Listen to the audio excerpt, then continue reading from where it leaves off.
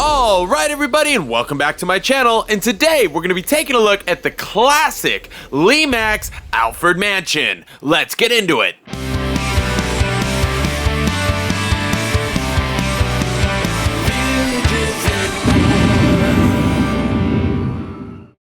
Okay, so quick shout out to our sponsor, Weffy's Closet. She has launched a couple new lines, including a men's collection and a couples collection. So find everything you need at weffyscloset.com and use code MIKE10 at checkout for 10% off your entire order. Okay, so the Alford Mansion, this is a all-time classic spooky town. This goes back to when you hear people talk about the quote classic years of Lemax. This is exactly what they're talking about. There were so many great ones in those early 2000 years, and this has been a long-standing favorite forever. I think many collectors, probably most if not all, have this in their collection. This is one of those ones that somewhere along the way you picked up or you inherited, it was passed on, whatever. At some point or another, you came across this in your collecting stratosphere, and if you haven't, at some point, you can bet on the fact that you probably will. So let's learn a little bit more about this house. It was released originally in 2002 and was retired in 2008. So a pretty good run there, about 6 years or so. And let's be honest, it was a favorite, that's why. SKU number used both by Lemax and I'm sure the retailers alongside it would be 25675. Now for some dimensions, we have 7.60 inches high, 6.93 inches wide, and 5.28 inches deep. So it's not the biggest house in the world, but again, a classic. Product type, lighted building. There is no sound to this house. There's nothing like that. This is going to be pure lighting effects, and you're going to see the projection, which is just at the time was just cutting edge. It is also made of porcelain. Now let's talk power. It is 6 volts small pin. So the 4.5 that we see today wasn't so popular back then. That was kind of happened later on. So back then, seeing a 6 volt small pin was kind of the norm. There was no draw listed, but the power supply had a max draw of 300 milliamps. So I'm going to assume that this house is somewhere in the, 150 milliamp range. But again, I don't know for sure. But it is a 6 volt small pin power. Okay, now for the switch. It's a simple on and off, and yes, it looks a little different than the ones we're used to nowadays, but for the time, it was just what we needed. The last thing I want to cover here is the price. So when it came out, it was about $29.99, but currently they're kind of ranging between $100 to $200 depending on the season and whether it's a Spooky Hollow version or the Lemax. They're pretty much all the same thing, but having that Lemax logo can add a couple dollars, that kind of stuff. But at the time, they were made by Lemax anyway, so it was just a licensing thing.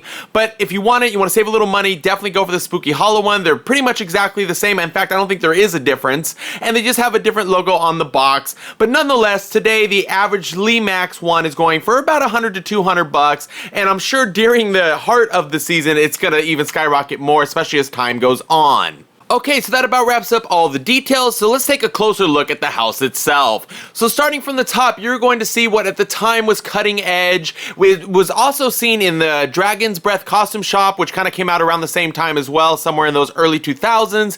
It's the projection effect. It's really cool. Basically has a little light bulb inside, and this little kind of paper thing, it's like almost like a plastic paper kind of, I think it's like a plastic. Anyway, it has all these little cutouts, and as it spins, the light projects the images that are not blacked out, right? So, a ghost or a bat or whatever, and it just made for an awesome effect, and you're gonna see this through the whole house. Pretty much every window has a really cool view of this. The top itself is obviously a real nice view of it. It's just fantastic. So anyways, as we start to move down more towards the middle, you are going to see some super cool decals in each window. They kind of look like little frames, but they're like decals, sticker kind of stuff. The frames, the black around them actually is there, but the stuff that you see, like the window trims inside, all that, that's kind of like a sticker kind of decal thing.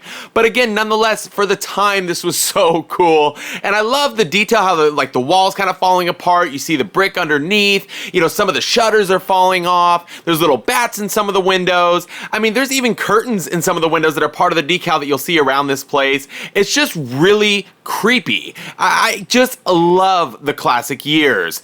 Now, as we work our way down towards the bottom, you're going to see a couple little highlights, like for instance, the little mini graveyard, some pumpkins on the porch, you know, things like that. I mean, it really has that home spooky house on your block kind of feel.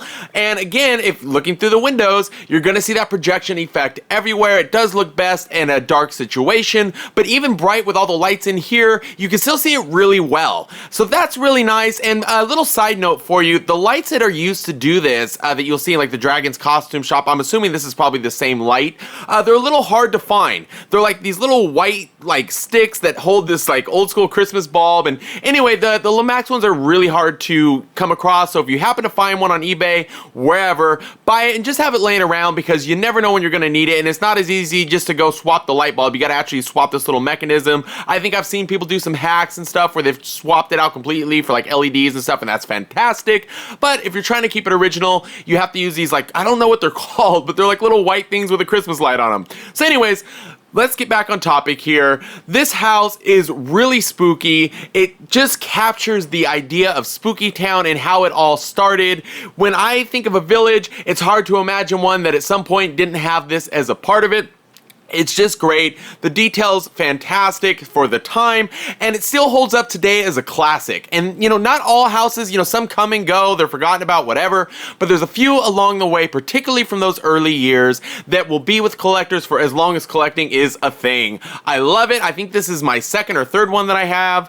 Anytime I see it, even though I have one, I pick it up because it's just a classic. I don't turn around and sell them. I keep them because that's just who I am, and I love them. I'm just obsessed with Lemax, and I want to buy all of them if I could. But nonetheless, this is the Alford Mansion. It's an absolute classic. If you don't have one, pick one up. They are great. They are spooky, they're eerie, and they're everything you would want in a classic style Lemax Spooky Town house. Thank you to our sponsor, Weffy's Closet, and most importantly, thank you to all of you out there who have supported my channel from day one. This has just been so awesome to be able to be a part of this community in any way possible. I love all of you. Thank you, thank you, thank you. And please, don't forget to hit that subscribe button, and I'll see you on the next one.